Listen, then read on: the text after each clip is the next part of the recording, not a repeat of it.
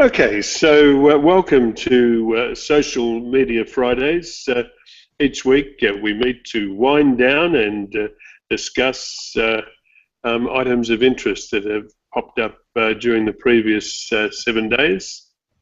Our first item for this, with us today, I should have said, is Tony McCreath, one of Australia's leading SEOs, Website Advantage in Adelaide. Is it websiteadvantage.com.au? Yeah. In fact, I just moved it over to that this week. Cool.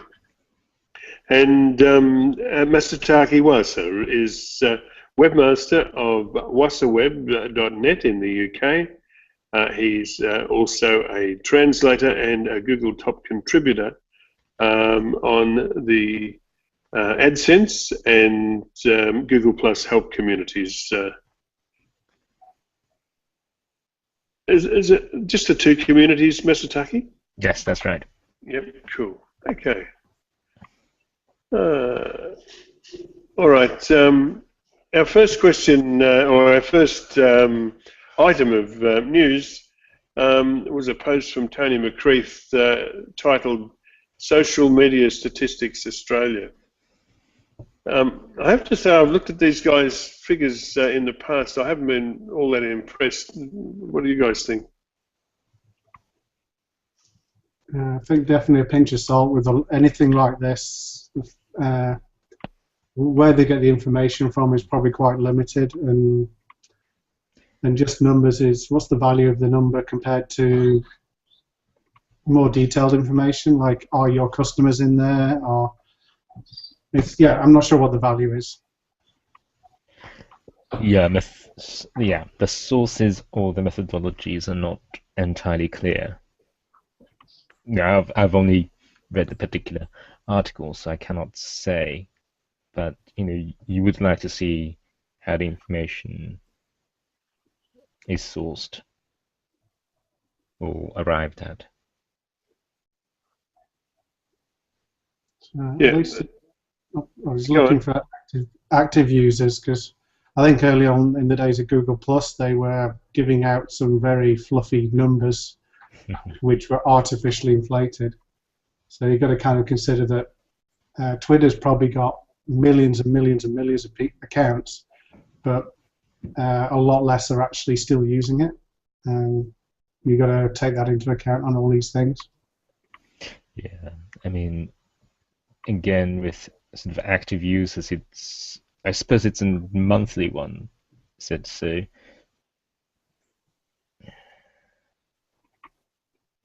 So I guess if they posted this month, would be the sort of thing. Okay. All figures represent the number of unique Australian visitors to that website over the monthly period, unless otherwise stated. Yeah, look, I just think it's well, I don't know what to say. I mean, I don't want to be outright insulting to the kid, but I mean, by what notion does he decide that there are only 65,000 monthly active users in Australia? I think Google puts it down as around about 4 million. I tell you what we should do. Let's have a look at circle count, and these would obviously be active users, because these are people who would only have used circle count to check a profile. Or have we had this discussion before? Yeah, I think it draws anything public.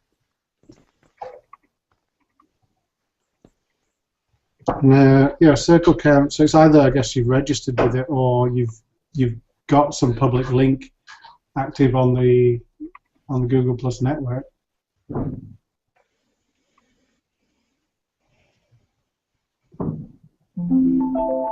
Okay. Well, let's look at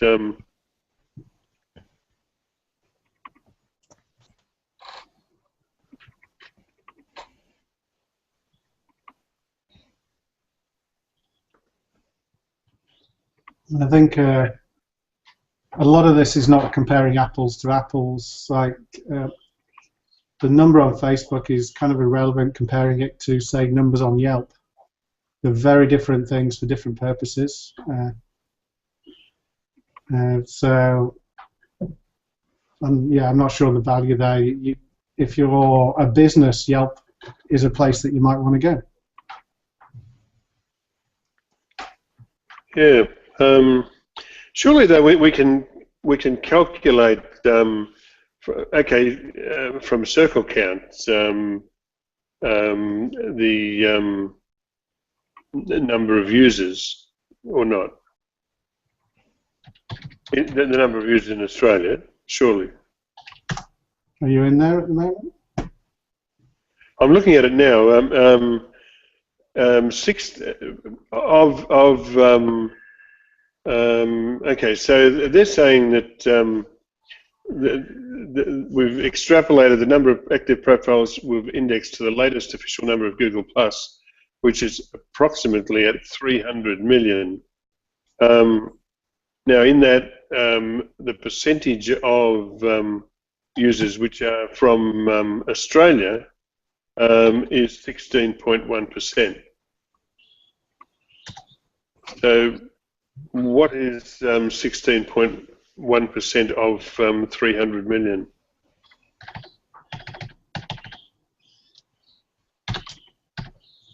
I mean, it's going to be much more than. I mean, it makes that number ridiculous, doesn't it? About 5 million.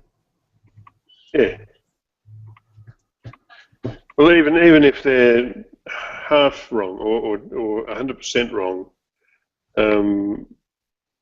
you're still talking millions, aren't you?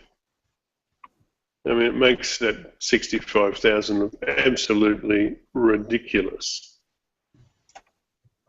I just did a Google search for Google plus Profile Australia. So, yeah, very rough. But it's coming up with pages and profiles, and it says 85 million results. And Jim, you're on the front page. I'm on the front page. It might be sort of personalisation. What's the search? Google plus Profile Australia, and I use the word plus.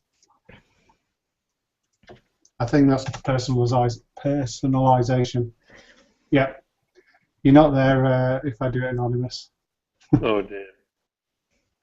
Maybe if you put premium in, I might show up.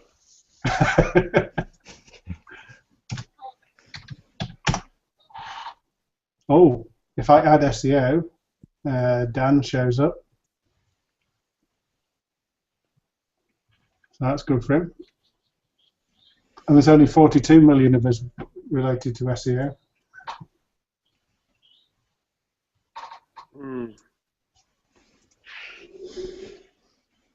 What about dumb SEO? Oh, you just want to get in there? Yeah, that one works.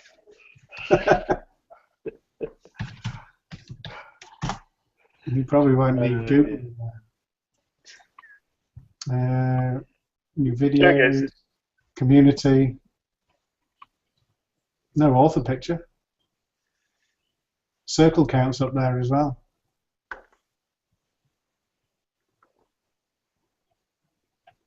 Or if I do site.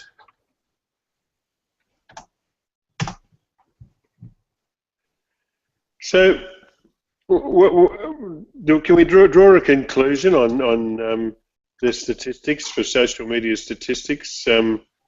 Would it be something along the lines of David Cowling, you are a stupid prat, or something like that? Well, I know he wouldn't have me say something like that. I wouldn't say that. I think it's interesting that it's being pulled together. I think anybody reading any statistics has to understand where it comes from, and more than just looking at going, oh, Facebook wins.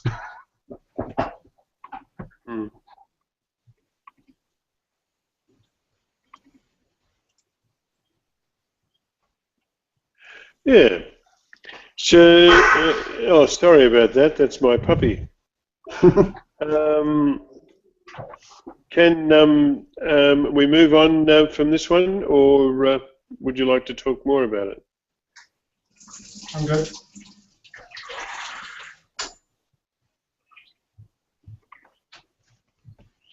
All right. Okay.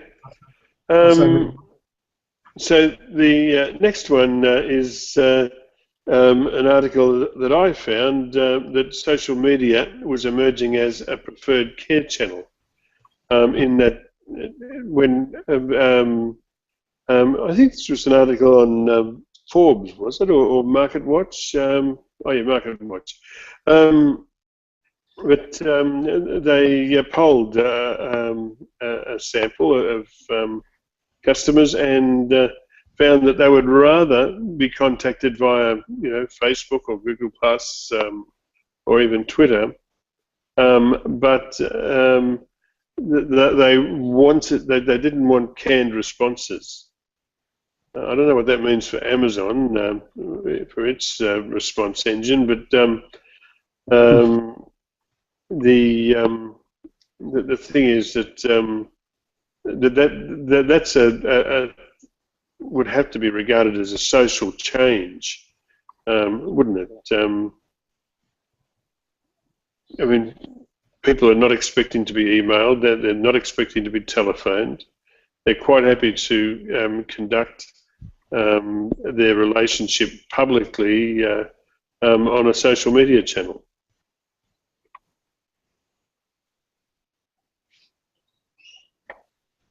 I've definitely done that on a deliberate way. Of the thought in my head is, if I do it publicly, they're kind of embarrassed into acting, so you feel like you'll get a better response. But unfortunately, and this article shows, is that the actual businesses are way behind on it, and they're too slow, and they're not getting into it at the moment.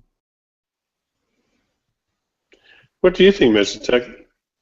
Yeah, I think it naturally depends on the company, but sometimes there are, with the people who are responsible for pushing out content on social media are not exactly the people who are taking the complaints. And that can be a problem, because the social media people can't really respond, because it's not in their sort of job description, as it were. That the complaints need to go to the complaints people. And that can delay the response, which I think is a bad thing, because there's an expectation that if you post about something and you have reasonable confidence that your message is going to be seen by the company, then you would like to have a response within a reasonable period of time. Yeah, I remember the days when if you emailed a company, you'd probably get like a 25% response rate, because most companies didn't understand the web enough to actually receive the emails. They were pretty terrible at that. So I guess it's progressed onto a new generation, and the new thing is social, is the communication channel that they've not got grasps of yet.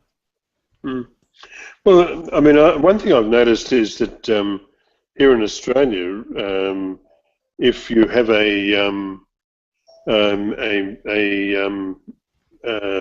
mobile phone, if you tag Optus or Telstra, you'll generally get a response, particularly from Telstra. Excuse me a minute, I just have to take a call.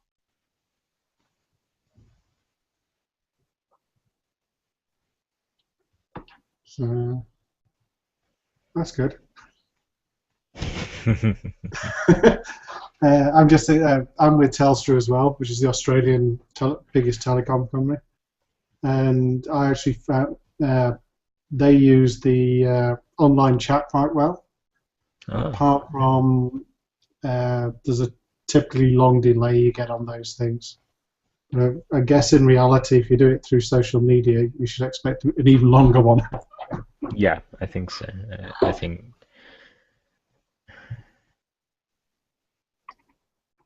And I guess it's also different problems. If your phone's broken, say, you want a really fast response. But if you're quizzing about, say, trying to understand a bill, a public forum might be a better place because someone, not just the company can answer, but maybe someone else will give you an answer, which, like, a lot of forums help on that angle, where the company kind of takes backstage and crowdsources the help. Yeah, I mean, Google does that. Yeah, there's a famous one. At least, like, Google supports the top contributors, doesn't it? That's a lot of, I guess, smaller businesses will have a forum and it kind of can go crazy. They lose control over it. Sometimes you see them where they have company moderators keeping an eye on it. And yeah, and Google's method is they provide you guys support, I presume, and that, but they don't publicly go out there themselves. Yeah, it depends. I think it depends on different products and different forums. Obviously, for something like AdWords and apps where people actually pay for the services, there's sort of stronger presence of Google employees and representatives. But for sort of consumer products which are free, yeah, it's essentially peer-to-peer in the product forums. Mm. And I think it does work because it's large, I think. And I think you're right to say that smaller companies may have issues with that, because in the end, if you have to keep control of that space, and you don't want to get it out of hand, and that can be a pretty time-consuming thing. Yeah, and having the crowdsourced, the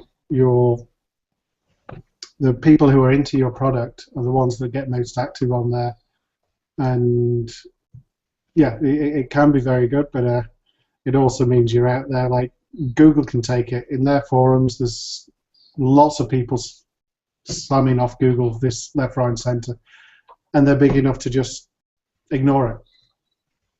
Yeah, most of the ranters and ravers are ranting and raving, so there's some sometimes legitimate concerns and legitimate points, but quite a lot of time people just want to have a go at Google, but that's probably because I'm in AdSense, where people aren't particularly happy when their accounts have been terminated, quite justly, but nevertheless. And I think for some businesses, social media is where people go to complain. There's, like, a telecoms company, you don't go there to see what they're up to. The only reason you will go there is because you've got a problem, and you'll try and find them on the internet and try and get support one way or another. And if you can't get the information via Google, you might look them up on Facebook or Twitter and start ranting. Yeah, I mean, and especially when the website is not particularly helpful. You have to click through about 10 times and then say, there's no way to get in touch with them. Yeah. And so by the time you're doing the last ditch, I'm going to just post on their Facebook thing, exactly. They're probably quite angry because other means have failed. Like if you've been waiting 10 minutes for a live chat thing, or your call is very important for us. Yeah. Every minute, sort of, your anger level goes up as much as when you have to go through each process on a website. Every time you click, it becomes sort of the noise that a keyboard makes becomes louder and louder. Yes. And that's something I guess also on social media is it's a little bit too easy to do. So while you're in that heightened state, you press the enter key, and what you said's out there.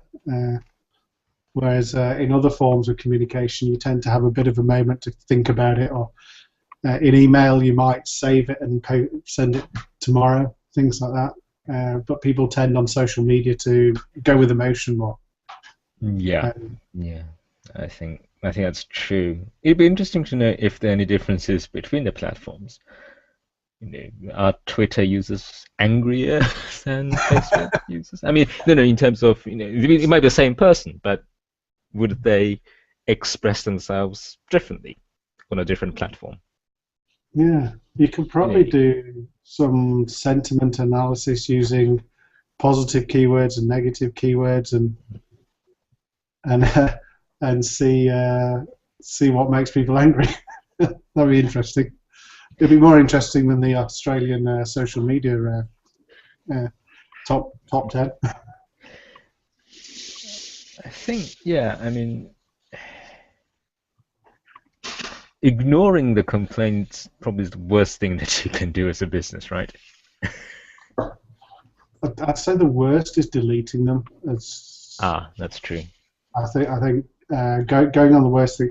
If you've got an angry person and then you basically going to ignore them if you delete it, but you're also saying, you're just wiping them out.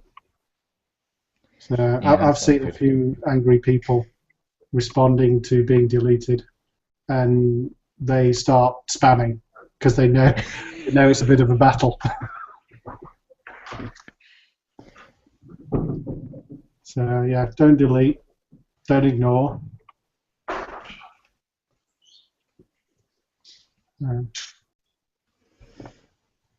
I take it that we're still on social media as a care channel. Yeah. That's one thing that makes me see red. The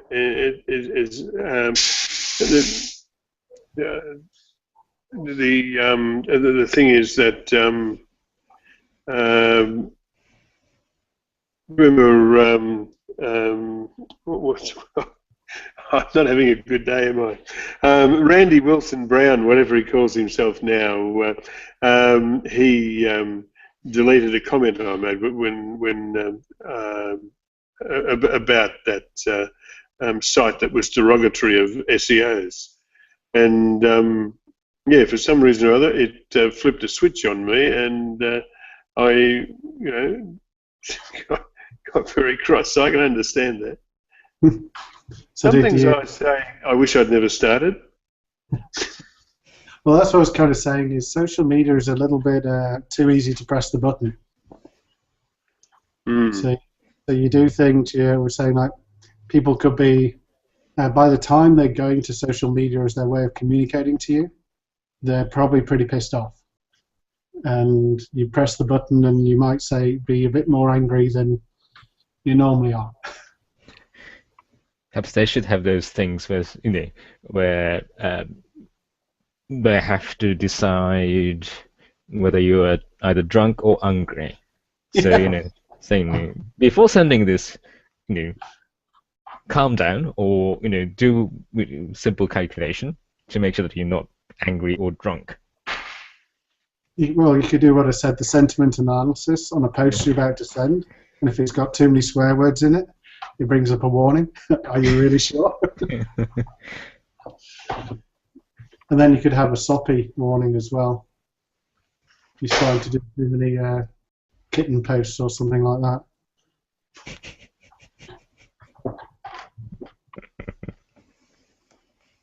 So,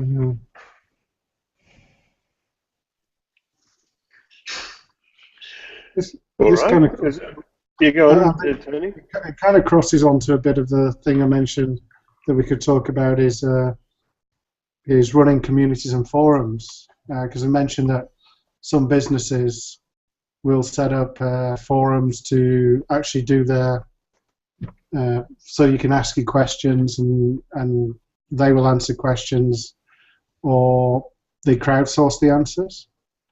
And the other thing was about, so the idea of running a community or forum as a social media thing, and the fact that that's what you do. So the sort of problems that happen with running a community, and what benefits does it actually do to your business?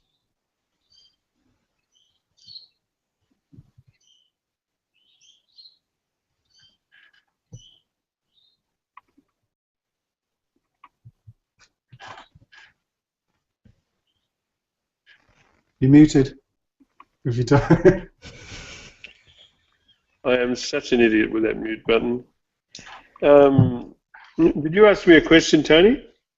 Well, because you run a few forums and communities, is that you'll be the one most knowledgeable about that being a tool to use as social media to promote a business, or does it work?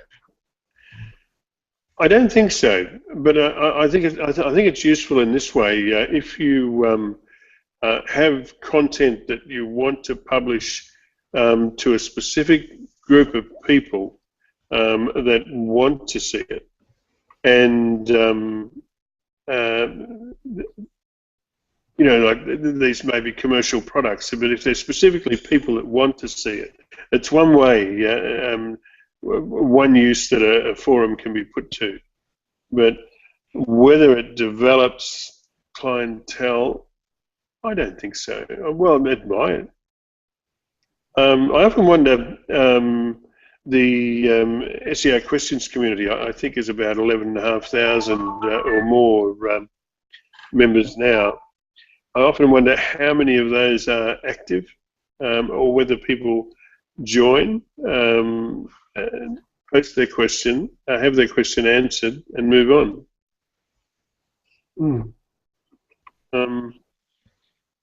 I don't know. Fortunately, we're doing it for other reasons. Just one moment. I've got to answer a call. I won't be long. Yeah, I think that's a good point there. How many people who join community on whichever platform? How many of them? How many of them are going to be active and stick around?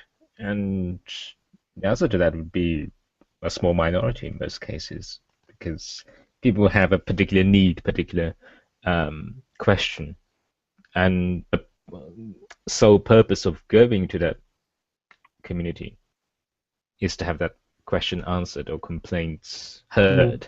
And I think that's the thing, isn't it? People want to be heard. It's even if the resolution may not be to their satisfaction, at least they've been heard. And I think they've been listened to. And I think that's what's important in many cases, that you have that personal touch. And not just with the company you're trying to connect with, but that other people can see what problems you're going through. Yeah, and that's why canned responses are bad. Yeah, especially if they're public. Yeah. They get a bit repetitive. Yeah, and as a person making complaint or having who has a question, you're not treated as an individual with an individual problem. Of course, many people have the same issue, the same questions, the same problems, but I think it's fair to say that most people want to have that individual attention and be treated as an individual. Obviously, it's very difficult from the company side, because the people who are making a complaint are saying essentially one-to-one, but doing it so publicly. Whereas for companies, that particular customer is one out of many. Yeah, and the point about many people asking the same questions, I see it all the time, and constantly on the forums, like I'm sure you see it a lot, is effectively the same question, and the active people who do the answering tend to have different responses from why don't I Google that for you, or from that to some people will actually just repeatedly personally go through and help that person answer the question. It's so it's probably a fine line to make sure you don't annoy the person. Yeah. And that's where, if non-employees are doing answering in places like this, is you've got to be careful on their attitude, because I know some of the Google groups, there's some people on there that cause quite a bit of a war on the wrong person asking the wrong question, and they just get knocked down. And I think there's a bit of an issue there going on at the moment. Yeah, I mean, it's I suppose the atmosphere, if you like, of a forum is determined by the particular set of people who are active in that forum. So taking Google product forums as an example, different forums have different characters, if you like, different atmospheres. Yeah. So yeah, I mean, it's a hard one, isn't it? Because people who post regularly in a product forum do so out of their own volition, spending their own time. They don't represent Google, so they're speaking as their own agents. And to that extent, it may be argued that people should speak as who they are, rather than sort of mold it into a particular type. And I think most people there know they are not Google. There might be a bit of confusion, I guess, with the TC status, but I think generally people realise it's just people out in the public who are doing the answering, and not Google personally doing it. Yeah. No, sometimes I think it does cause confusion. So you have to say, look, TCs are not, top contributors are not Google employees. You sometimes have to make that quite clear. I'm on a few business forums specific to a product, and I think it's good that they own that sort of communication that people can have. But it can definitely be a very fine line, because it does become the place for people to complain and then chat about their complaint. Yeah. And so I think you have to have a representative in there in these smaller cases, and their behaviour can really mould how the community happens. If they're too harsh themselves, it just becomes headbutting. So they've got to be very nice, and they've got to know how to deal with basically a posse of people getting together and starting to complain all at once. There's a whole skill to it.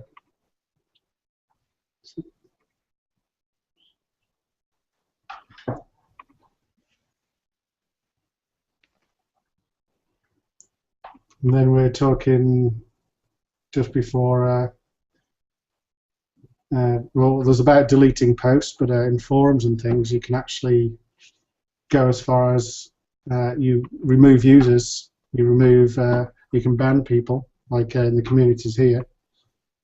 And again, you've got to be very careful on how you manage that. You don't want to ban the wrong person, but you don't want people coming in making it a spam fest.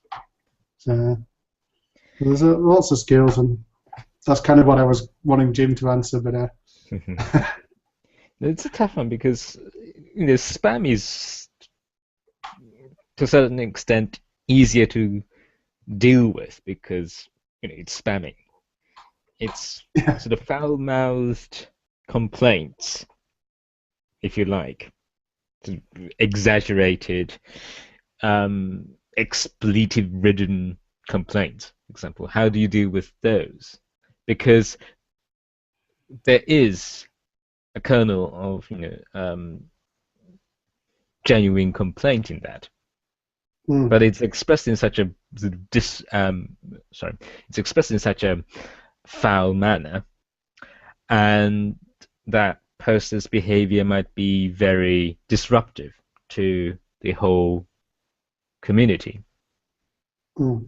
How do you deal with those instances? I think that's a tough one, because it's not spamming as such, so someone posting something irrelevant to that community for their own gain. There is something of the complaint that should be taken seriously, but by language it's horrible, and by behavior it's disruptive. How do you deal with those users? And quite often it can end up being just a simple problem that triggered the whole thing that can be resolved, as long as the complainer doesn't suddenly go kind of, uh-oh, I was wrong. Was the video I saw the other day, a guy complaining about his pizza not having a topping, and his pizza, he'd opened the box upside down. So at least that guy in the recording, he was complaining to on the phone. At least he suddenly realised and owned up to it. But I think human behaviour generally would be to try and back away without losing face. So dealing with that in the communication, you've got to be very careful on the emotions of that person and how you can resolve it without embarrassing them, without with having them come out the end. I guess if you want them to come out the other end happy that they've resolved the problem and it wasn't their fault. Yeah, and I think that sometimes can be an issue in, for example, the Google product forums, because it ends up as a kind of flame war. People don't back down, and then it becomes emotional. It becomes about the personalities and people in the thread, and no one's then prepared to back down. And especially if it becomes that posse mentality, is one person can't come in and go, calm down, lads, calm down. It's not worth it. Yeah, sometimes this is not going well. You sometimes feel that you can see that from the way that someone posts a question, and it really depends on the first response in many cases, because that, I think, determines the tone of first few responses. If the question's really put in a livid manner, but if the first response is very calm, factual, to the point, then of course it depends how the poster responds as well, the original poster responds as well. But I think that can be a good start. Whereas if people take an issue with how the question was formulated or put, or people ridiculed, then that becomes a problem.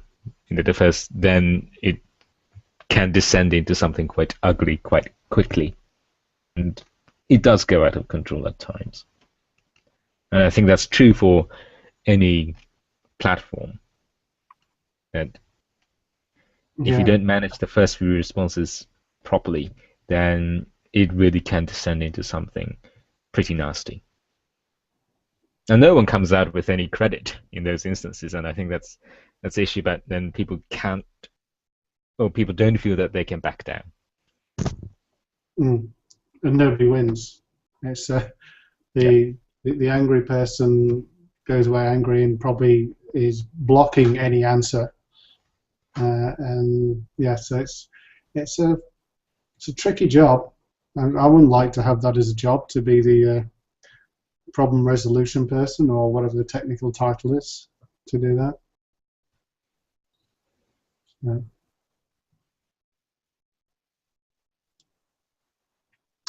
So you think we've done that subject? I think we might have flogged you to death. Shall we go on to the next one? Right. So the next one. This is the post from Jim about Social Media Fridays being a contender. And so, better be careful. That's that post. That's full blown. Let's get to the article properly. So it's this is another top 25 this time of social media YouTube channels, and something Jim noticed out of the top 25 was at the top were some really big names, but even going down to the just 25 down, we're talking numbers of views that aren't that massive, and so even a small little community like this has a chance to contend. I think one point he made is the first thing we have to do is have a YouTube channel. At the moment we're picking back off another one, so but it does show the potential of the internet, that even big subjects like social media, the internet levels the playing field a bit and gives there is a chance that a smaller player can get a little grasp of that market and climb up. So we've still got a chance. Yep, I think it's still a nascent market, as it were. So there is, if you like, a first mover advantage. Still, it's still emerging, it's still growing. So getting now, not 1 year's time, 2 years' time, and I think that's important. Yeah, there's that first, and I think part of what triggered Jim to do this was when I showed him trend statistics, and you got a SEO that's slowly increasing, and social media is just skyrocketing in the last few years. So, and there was one that was dying. I can't remember what it was. But it's definitely become the buzzword for, I guess, marketing. Marketing's all going in that direction. Yeah. So maybe we could network with some of these bigger guys.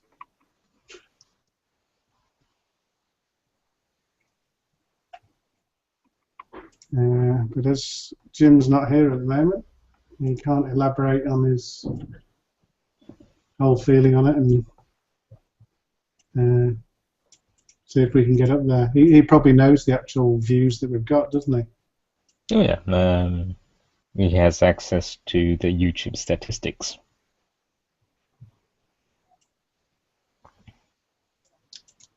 And something I worked out the other week is you can actually create multiple channels and manage them in that way, which is great. So you can have business-specific channels, or even you could divide it down into departments if you want, and you can all manage it via the same account. So YouTube's pretty flexible on that now.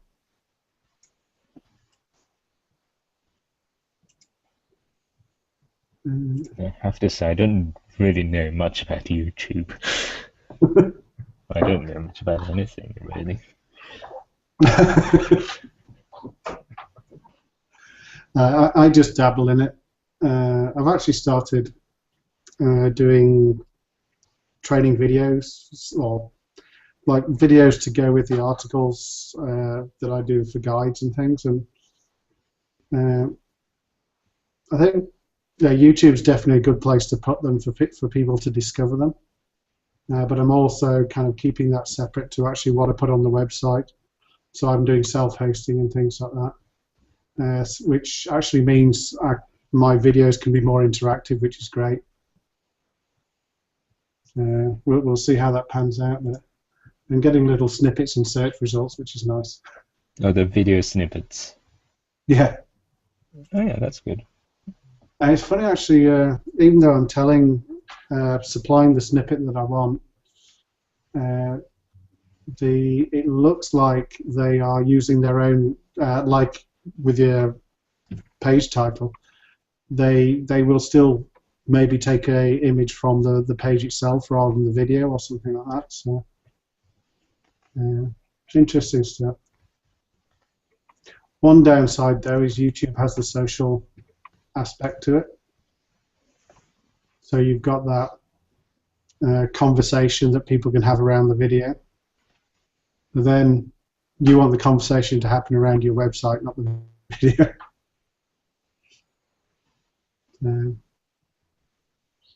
Yeah, video is a whole social media world of its own, I think. Absolutely, yeah. Jim, you back? Muted? Yes, I am back. I'm so sorry for not being here before. No worries. We solved the world. We're just wrapping up on the top 25 social media YouTube channels, which was your post. All right. Yes. Yeah, I was surprised about them.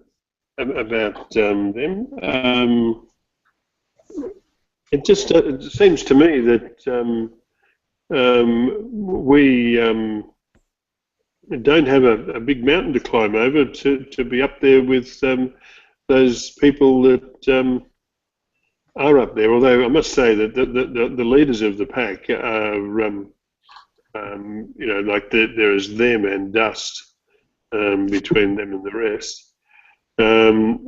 So.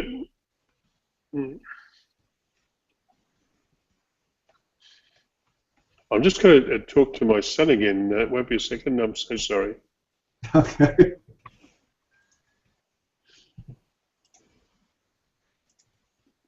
He's holding up the fort.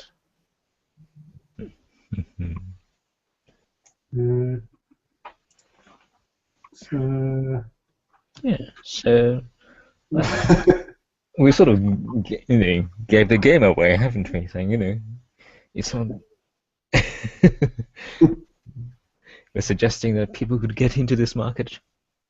Yeah. We should have kept it a secret, Tell people how hard it is to.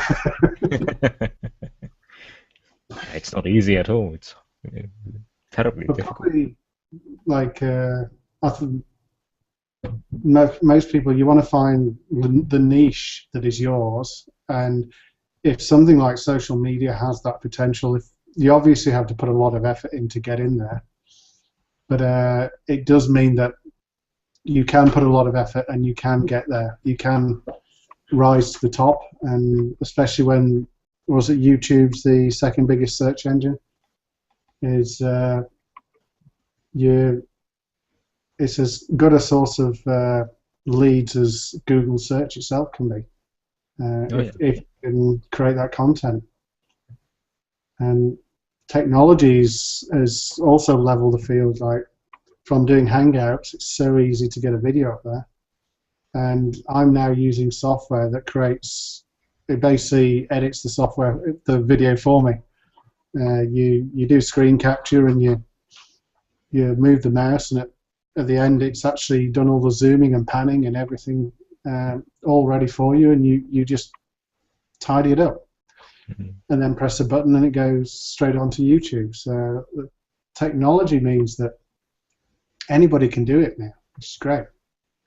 Yeah, I think that's an interesting point, isn't it? Because, I mean, the level playing field. Because if you're a small operator, you might be more nimbler, I suppose, than the bigger players. So you can respond and react quicker than perhaps sort of a large company. And that it might play out well in the social media context. As I mentioned earlier, if you send a complaint to a big company, it might be tossed around between different sections and different departments. Whereas if it's a small company, one-man operation at the extreme, but a one-person operation, the smaller scale, but I mean, you're talking about 3 or 4 people, or perhaps slightly more. And if you know who's doing what, then your responses are going to be far quicker than a typical large company. So that'd be an interesting way to see things. There's also, I think on that article, was the mention of the kind of proactive idea of trying to reach out to people before they've had the problem, which I thought was quite an interesting thing. I'm not sure how it pans out, but it'd be the idea of the sort of thing like you connect with them on Twitter because you know they're on Twitter already. If you've got some algorithm that says, I don't know, they're about to be late on their payment. So you preempt and solve problems before someone gets into that situation where they're angry. Which I think the idea there is great, and actually one aspect is that a small company can get into is the modern version of a FAQ, frequently asked question, is if you can find out the problems people are going to have and present it to them so they can find it. It works on many levels, and it could be you could do it in video, so it shows up on YouTube. You put it on your website, so when people are trying to solve the problem, they might end up at your website for the solution, and so that sort of preemptive solving people's problems before they get angry. And if you're the person with the solution and it was someone else who they were angry with, that's going to be a winner. Yeah.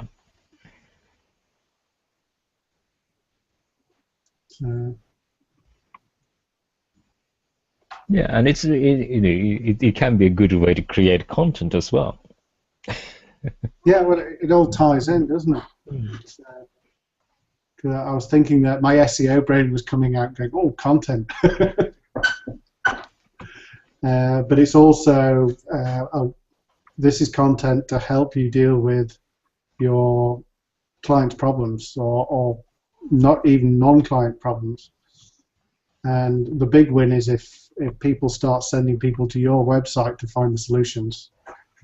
And everybody's happy. Yep. Apart from the slower big companies. And that's where a small company could win out. That maybe it's a time critical thing, something new like all these security problems that are coming out. It's the opportunity for someone to be there with a solution early on, and they're the one that goes viral. They're the one that people spread. And it's harder for a big company to get there that quickly.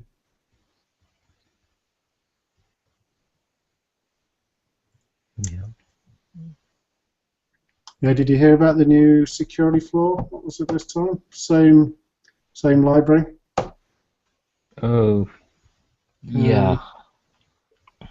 I think they didn't go into details of what it was, but everybody's got to update again.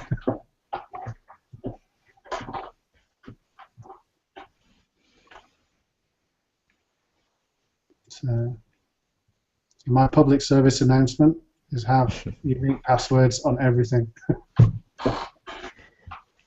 Can never remember passwords. I've got a encrypted password protection program. I wonder how many I've got now. Looks very good. Yeah. Sometimes some websites only give you 3 goes, right? So, is it this one? No. Is it that one? No. Okay, if it's not these 2, then is it this one? And you're out. I'm knocked out. Have to wait an hour. It's actually been a while, but quite often clients will phone me asking what their password is. And I think nowadays a lot of systems let you retrieve it, so they've kind of learned that process. They're probably just doing it every time.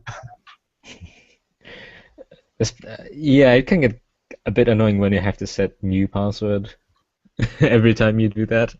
Yeah. And some systems are very good. They don't allow you to use a password that you have used previously. Oh yeah, no repeats. So you say, okay, I'll use this one, and no, I've used it before, so I can't use it. And then you have to come up with another one which you forget. Yeah. I use auto-generated ones, which are like, I don't know, 32 character type long random stuff. And yeah. the other day I found out, I think it was Microsoft's website, I went to change my password, and it had cannot be more than 16 characters or something like that. Well, cannot be longer than 16. Usability problem there. One thing, you're restricting security levels, and it's just a stupid restriction. Really, that's silly, doesn't it? I think it was a major one, so it surprised me. I think it was Microsoft. It was one that was asking me to update because of all these problems. Well, I guess on the bit social media is, was it Bing had a forum? There was a webmasters forum, and they actually shut that down because it was uncontrolled, I think. Don't know if you ever went on it. I've been a few times, I think. I do remember a long time back someone writing an article about how it was just full of spam. It was automatic postings, and obviously nobody was keeping an eye on it at the time. And so I got the feeling that it's because they're famous enough.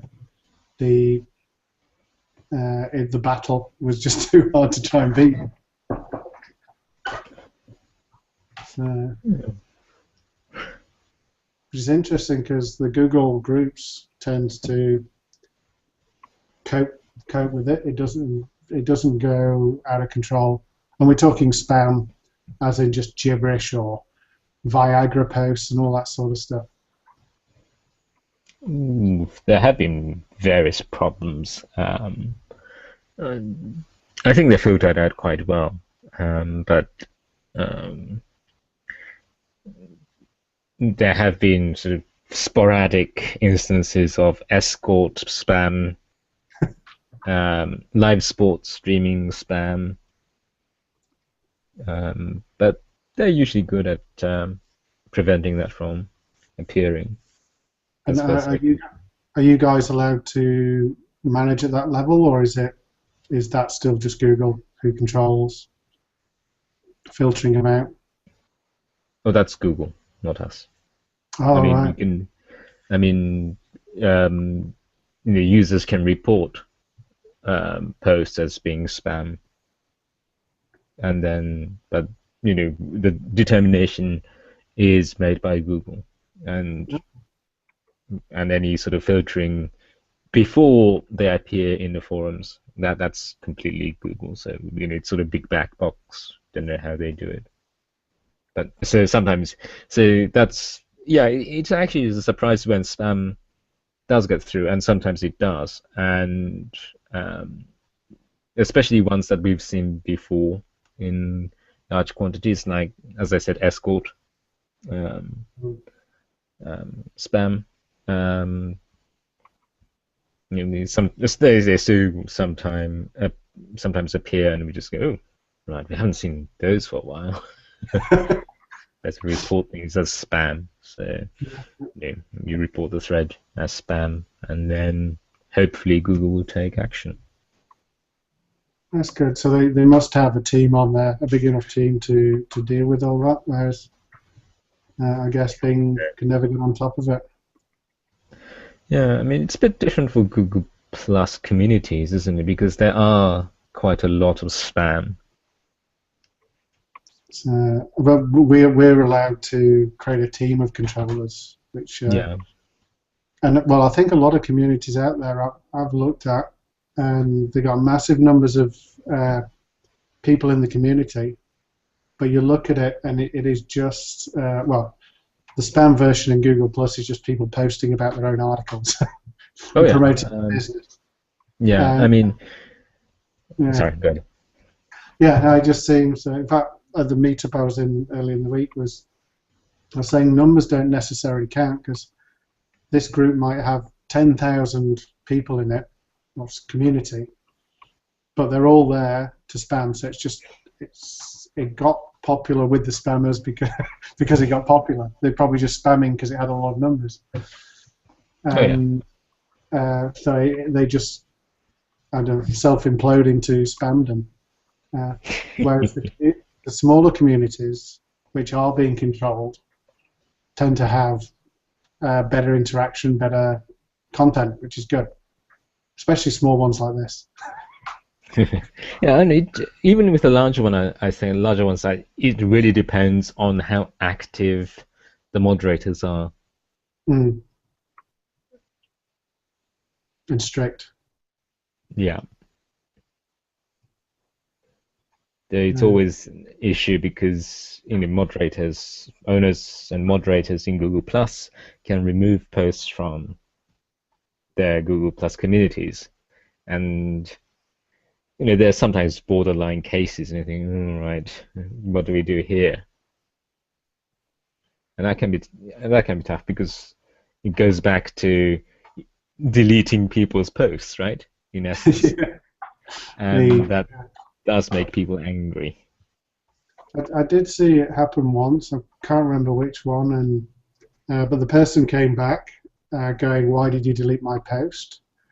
And it ended up good because whoever moderated it had a deeper look at what the post was and changed his mind. So it could have gone either way, but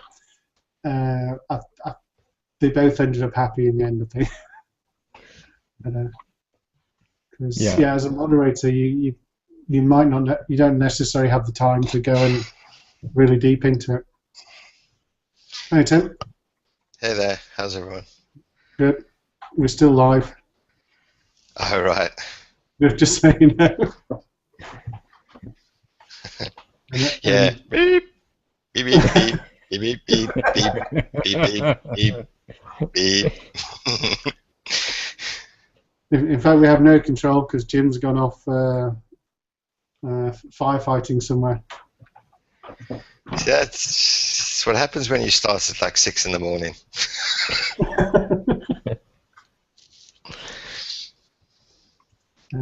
So what were we talking about?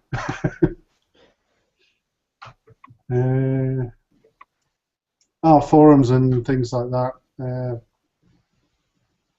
People who look after forums and communities like this, and spammy people, and do you delete the posts? How do you manage stuff? Things like that. So that was the subject. Yeah, and in borderline cases, and if you decide to delete, it probably does make sense to explain to the poster. I mean, if it's simple spam, then yeah, just get rid of them. But if it's... I saw a good approach, which was the kind of you reply to it with this is about to be deleted unless. So you give them an opportunity to justify it, and if it is a typical spammer, they probably won't even look back at it, and therefore you delete it. Whereas if it's someone who's felt it was appropriate, they'd reply. So, there's lots of ways to, I guess, try and mitigate all these problems. Yeah, I mean, on my I've got a WordPress little forum built on WordPress, and on that one, I look at it. I don't give them I just because it's a fairly new one, and I just haven't got the patience now for spam, I just delete. In an older one I've got, Chef's World, there I base it on the fact that a lot of these guys don't even know that they're kind of spamming in that sense, and I'll actually reply to it and say, yeah, you know, can you remove this? Can you remove that? You know, this is why, and 9 times out of 10 they will change it, and if they don't, yeah, I tend to just delete it. But it's a very rare one on that. I think it depends on the market that you got the forum in. Mm. I mean, these guys are all chefs or in the catering industry, and they just wouldn't know how to spam. They know what spam is, though, don't they? They wouldn't use it. Yeah. But everything they do, if they dropped a link or something like that, you can see it's unintentional. You can rarely see that it's unintentional. So yeah, it's a good forum.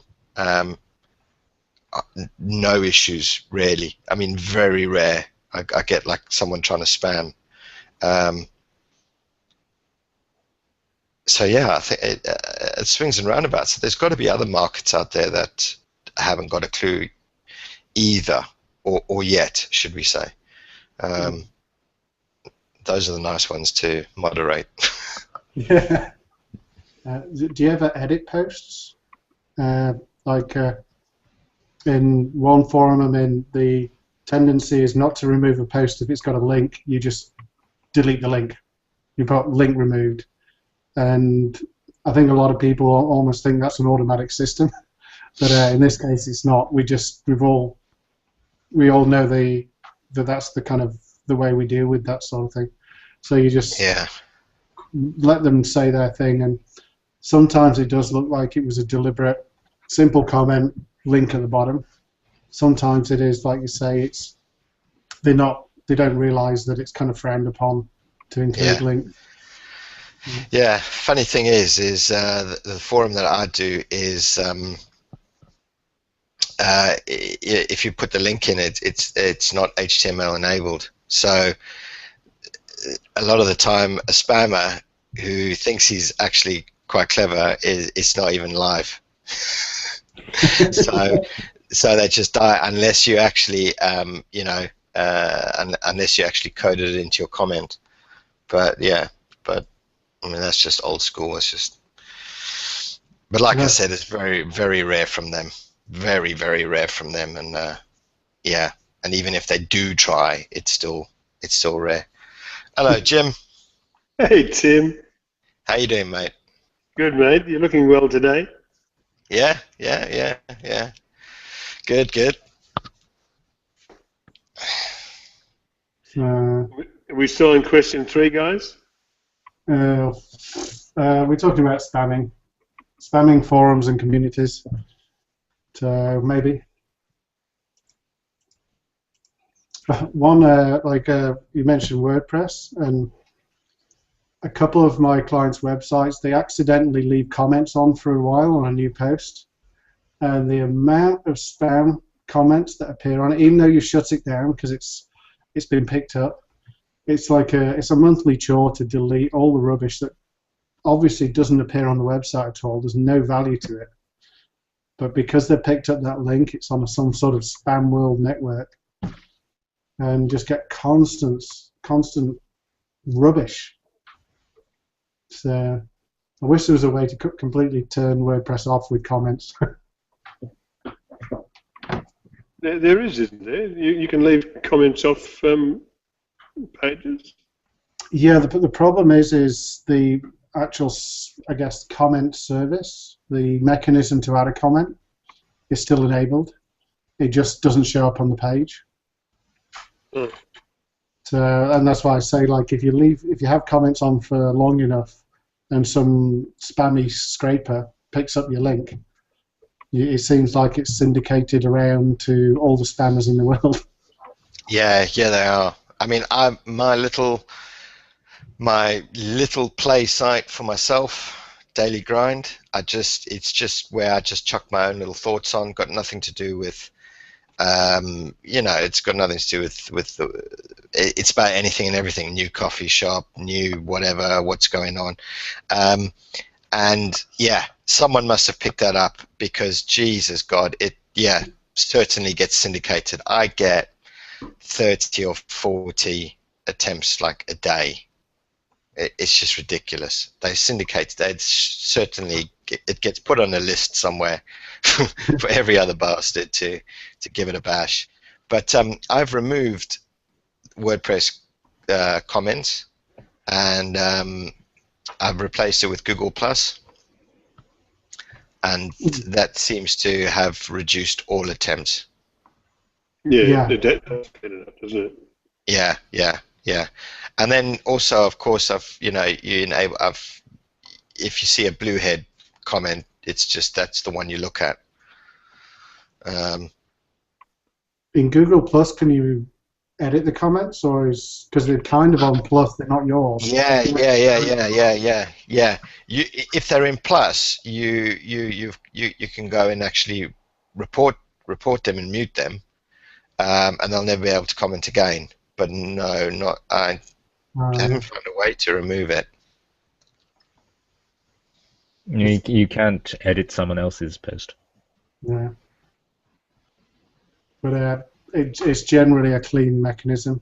I've actually got a page at the moment that it looks like John Mueller is spamming it because of all the he posted about the page. All the reshares are showing up in the comment list, but they're showing his icon in there as the original referrer. So every post has got his picture on it. I'm going, yeah, being spammed by Google. Yeah. Another good one is Disqus.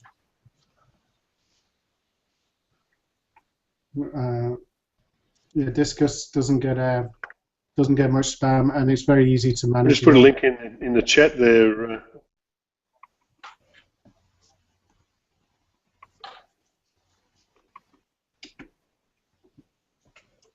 Let's put a link in the chat there.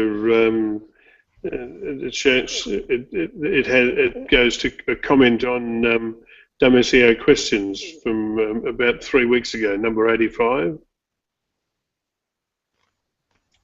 Yeah. I just thought Tim would like to see the nice comment we got. All right. How about we move on to question 4 and then go to Green Room? Yeah, sounds good. All right. This will be the only question that I've actually had synchronized properly since we started this Hangout. I'm going to have to listen to it all again and re-queue our questions. But Robert Scoble has moved most of his activity to Facebook. And he said he's tested this several times with similar results, and the truth is that most of the people I want to reach, CEOs and chief technical officers, are on Facebook and not on Google+. I dispute that. And he said, I'm starting to really notice. He said, I'm sorry for peeving Google Plus fans who are very active here. I know you love it, but engagement and sales matter. So while I'm still here on Google Plus, I'm going to spend a lot more time on Facebook because of the engagement numbers.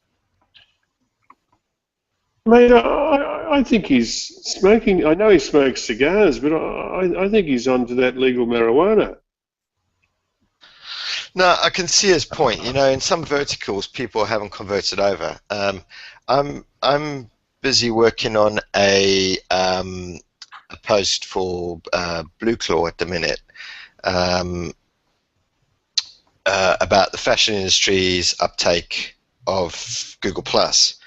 Now, I mean, the early results are, you know, they've made a very awkward attempt at integrating, and a lot of the people there in the industry itself.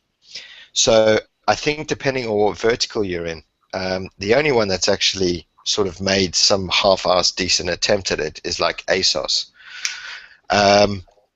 But even they've got a lot of implementations incorrect. Now, when you look for actual people related to those businesses, and even with ASOS, who's got like 2.5 million followers, their personal engagement within Google Plus is very, very, very low. It tends to be a lot of more of the smaller businesses. So I think he's kind of right in a sense that depending on what vertical you're in, for sure. But what I would like to say to him is, yeah, sales and blah blah blah, yeah, for sure, reaching out, yeah, go for it, use Facebook, but don't ignore the branding potential that Google Plus provides the business. Yeah, it's unprecedented real estate that you can achieve for your brand with Google Plus. And as your vertical grows on Google Plus, then you've got a presence there. So don't just write it off straight away. I mean, you'd be silly to. Really, really silly to. The branding potential there is just phenomenal. You've got the knowledge graph. You've got hashtag, search now. There's just so many. You've got authorship, Braille Publisher. The branding real estate available to you from Google Plus and using it is phenomenal. No one else provides that whatsoever. So don't write it off. Keep your eye on it. But for sure, if everybody in your vertical is on Facebook and LinkedIn and wherever, use it. But I think you'd be shooting yourself in the foot if you just ignored it and wrote it off.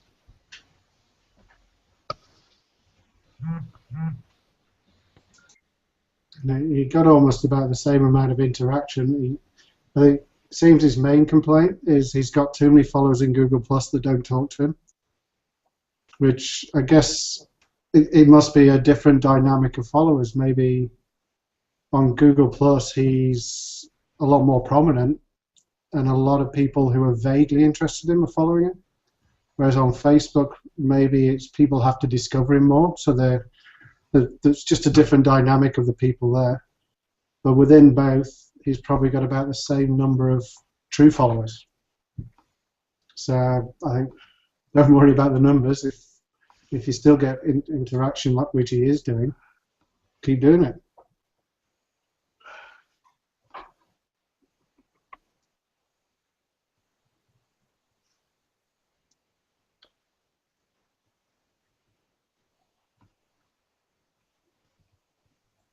And he got far more interaction with that Facebook post than the one he did as an example. It was a good one. I didn't know that. I thought the average Facebook user was confined to LOL, and that's about it. They don't seem to say much or engage. I mean, a lot of funny conversations on Facebook. I see them from time to time, but I don't know about a meaningful conversation. I post pictures of food. Yeah, to be honest, I haven't looked at my page in possibly a year. You probably won't recognize it. They've just changed the business pages around. I've just got no time for it. Yeah, I mean, I'm not slagging it off. Every single network has their own niche or potential there. At the end of the day, it's how you use it.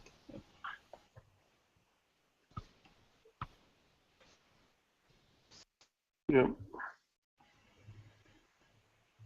I see Edwin Young's doing a great job on. Actually, no, I'm going to have to take him to task. His last post was May 30. Oh no, May 30. That'd be correct. Yeah, that would be number 86, and he's yet to post 87. You checking out our Facebook profiles? I'm having a look at this link. I'll put it in the chat.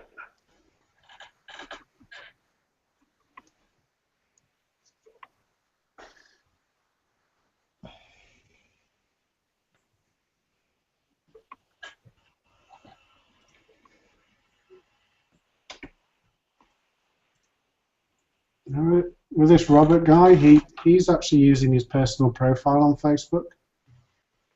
Who's that? This Robert Scoble. So he's branding is himself as a person, which I think is that pretty rare on Facebook because of the idea of the closed.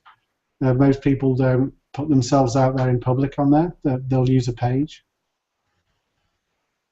Well, ever since you can follow people on Facebook now, right? So I've seen a few people branding themselves as individuals. That sounded a bit weird, but they are posting as individuals publicly.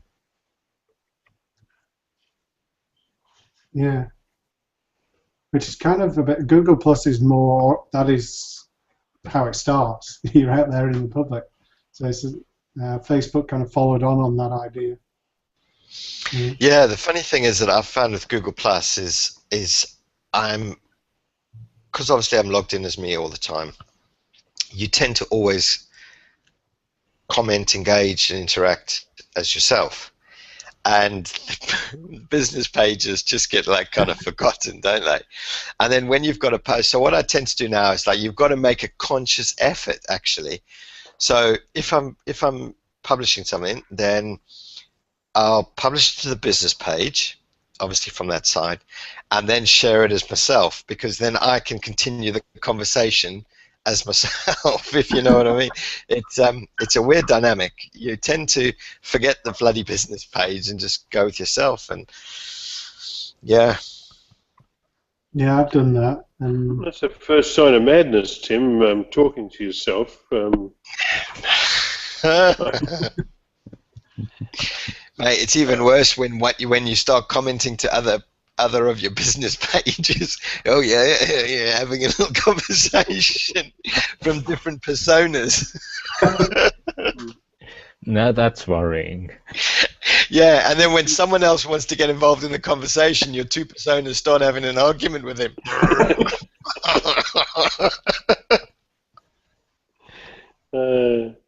We had two viewers for a moment there.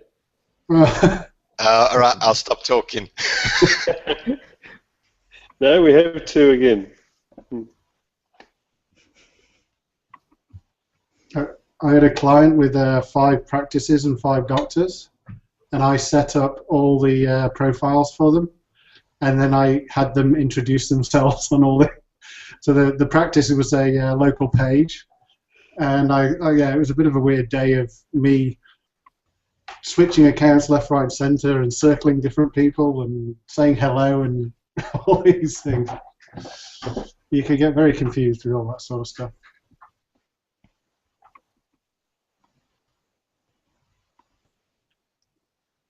Actually, I was talking to a social media expert, and I think one skill to be in social media is you have to be able to act. You have to pretend you're someone else, especially if you're, say, representing a client company, and that's a skill that I know I don't have.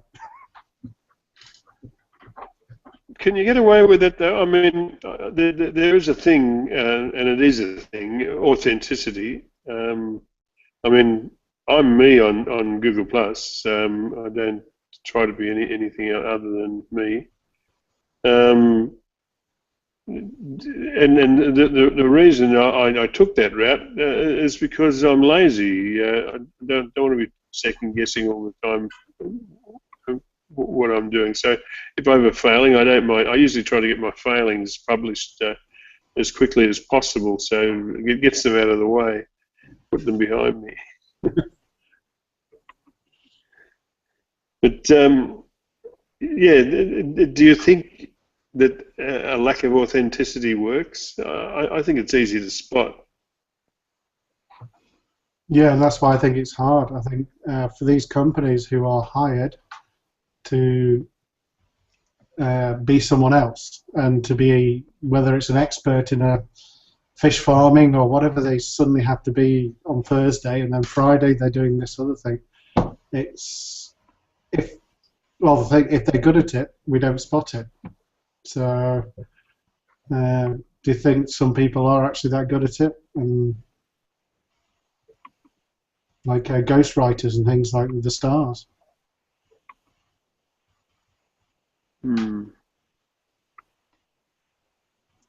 Yeah.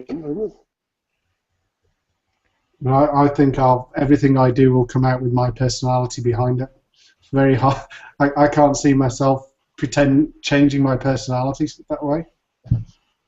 You don't have a personality, Tony.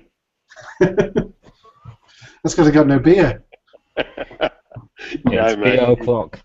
You're a charming man. You know, Tony lives in Adelaide, Tim, and I live on the Gold Coast of Australia. We're 18 k's apart, 1800 k's apart, I should say. And yet, Tony's been to my place for dinner. I drove. Yeah. Here in Australia, we drove 100 k's to get the milk. Yeah, whatever, Jim. No, I know exactly what you mean. I mean, I was in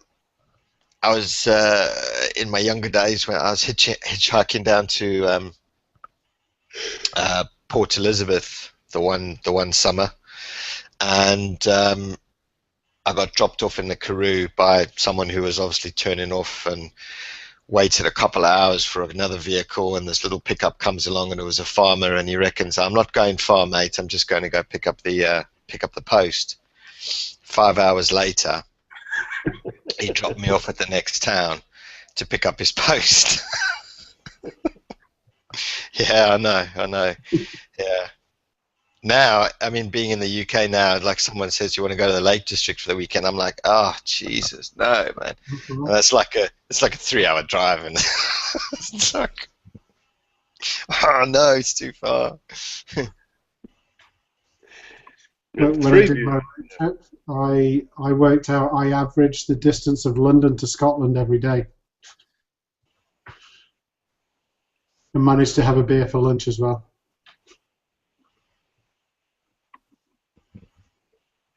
Getting back to question 4, so to sum up, would it be true to say that what we're saying is that Scoble has a point? Yeah, well, I think the key thing is what he's saying is he's going to focus on what works, and that's the point. If Google Plus works for one person, you go there. If Facebook works for another, and if you don't have the resources to be in both, pick the one that works best. Yeah, so it's a matter of, that's the secret. That's key to it, isn't it? Being able to discern which platform's going to suit you best. And for most people, that's just a toss-up. They wouldn't know. Yeah, I mean, in the end, the platform is really a means to an end, isn't it? For many cases, for businesses in particular. So it's not whether a particular platform is better or worse than the other. It's a question of what's most effective for your business. And for some it will be Facebook, for some it will be Google+, some it will be Twitter.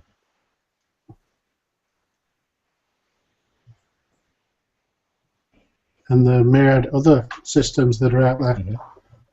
Yes, there are other social media platforms too. So, yeah, I think it really depends on the particular circumstances of that particular business. And though I think Tim's it's really important that, if you have physical presence, then make sure you have your Google Places sorted out, the local Google Plus page. I think that's, I think that far I would say, you really have to make sure that's in order. Because a couple of weeks ago I went to a restaurant that was marked closed or relocated on Google Maps. And the owner was completely oblivious to that. I had to show him on my phone, look, this is Google Maps. I typed in your restaurant's name, and the balloon comes up. Click on it. Closed or relocated, and they had no idea. And you just don't know how much trade that restaurant had lost, because people might be looking for restaurant near place name or the particular cuisine. And if it says closed or relocated, and if you're not local, or if you're not familiar with the establishment, you say, oh, okay, I'll look for another one. And I'm going to look for another one and book a table at this other restaurant. So, yeah, I think local is important, and I think people should really make sure that they claim their listings. But in terms of social interaction, it came to me in a roundabout way, but I had a little business who also eventually got to me and posed the question: is what's going on? They're on position 1 and 2 naturally. It's a very niche market, blah blah blah. But their phone had just stopped ringing. And same again, it was an unverified Google listing which had got the times wrong, and it was showing that on a Wednesday it was closed, and every Wednesday the phone stopped ringing. It's amazing.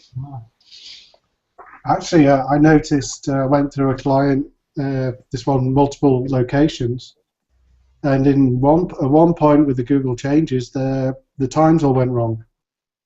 And I went through them all, and all of them got messed up. I think they've improved, so you can do multiple hours per day. And in the process, their guesswork of how to do it just went haywire. So they were actually effectively saying they were open almost all the time. So at least not that bad that they were being closed, but definitely some of my clients, if you just have a look and see what sort of traffic that your business page is sending to you, and the traffic that's on the dashboard, and some of them get quite surprised that, oh, so why am I on Facebook when they're all going there? Because now you can be social on the Google Plus. These people who stumble upon you via Maps can see your latest posts, which are your promos, and you can even encourage conversation.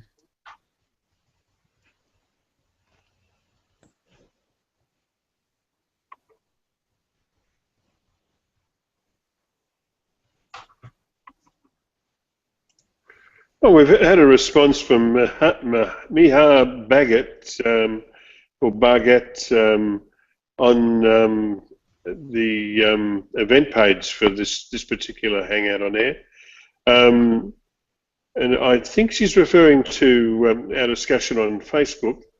She said, I think it's not wired to keep your identity as in individual. It kind of cuts the pressure of keeping things separate, as in individual work profile, and connect as user, then a friend. Yeah. Because in Facebook, there's the friending bit, which is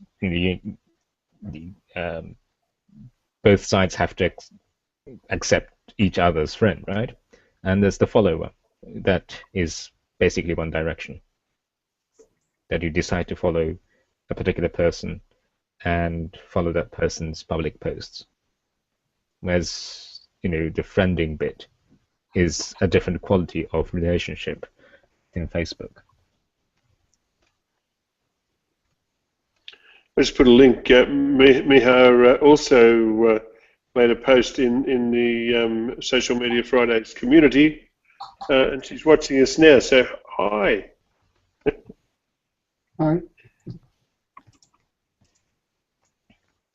I think I kind of get where she's getting it. Like, I talked to someone who made their personal Facebook profile their business, so they had followers, and they were talking about the problem they had, that their friends have that your communications at a different level. So she had one point where a friend said something and she had to go to her and ask her to remove the post because her business colleagues were also in that circle. Crossing terms there, but so I think it's quite tricky to, if you're going to try and use your identity, the same one as personal and for business, there's a bit of a tricky process to go through to make sure you don't mess it up. That's same for Google Plus to a certain extent, isn't it? I got no friends on that. Yeah. I think problem with Facebook to a certain extent is that it started as a sort of personal one, so it was about being friends with people. So again, this idea that you're my friend and I'm your friend kind of thing, and starting from there, and then the sort of business side of things came in slightly later. Whereas I think Google Plus started with that sort of dual purpose, as it were, that it's possible to use it that way from the beginning, whereas in Facebook it was added on. So I certainly feel hesitant about using Facebook, my personal account, in sort of ways related to business, because the people I have as friends there are friends, they're sort of personal connections, and I don't have sort of business connections on my Facebook account. Whereas with Google Plus, it's slightly different. I don't have that many sort of friends who are on Facebook on my Google Plus account, so very few personal sort of friends that I got to know through university and so forth. So two completely different demographics in that sense. And the conversations are very different, from pictures of food to deep conversations about social media. Very different world.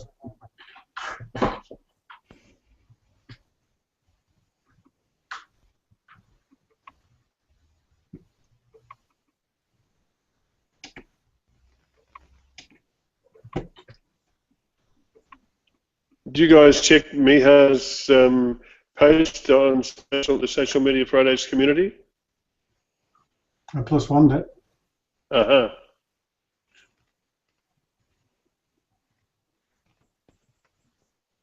She should join us.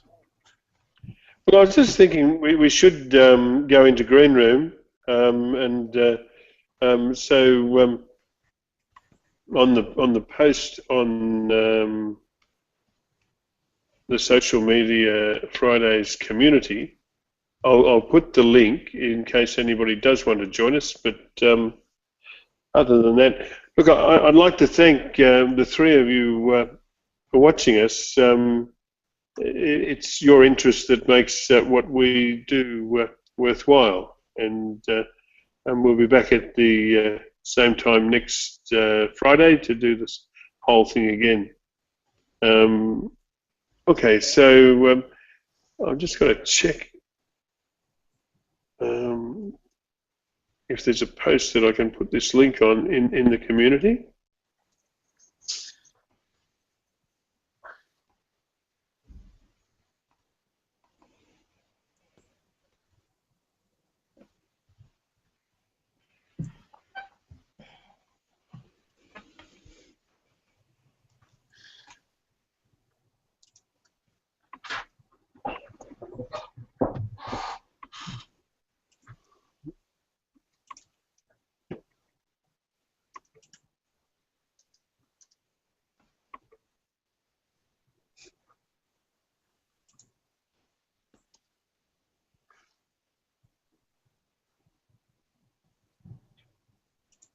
Okay, I've made a post on the Social Media Fridays community that we are in the green room and all are welcome to join.